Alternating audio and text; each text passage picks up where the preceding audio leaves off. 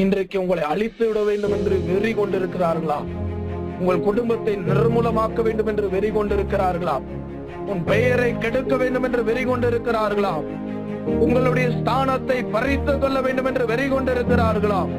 உங்களுடைய ஊழியத்தை அபகரிக்க வேண்டும் என்று வெறி கொண்டிருக்கிறார்களா? உங்களுடைய பிராணனை பறிக்க வேண்டும் என்று வெறி கொண்டிருக்கிறார்களா? ஓ, வெறி கொண்டவர்கள் சொல்லிக் கொண்டிருக்கிறார்களா? கர்த்தர் என்ன செய்ய போகிறார்? அவர் அதை அசைக்க போகிறார். கர்த்தர் குன்றுகளை அசைக்க போகிறார். கண்களை மூடுவோம்.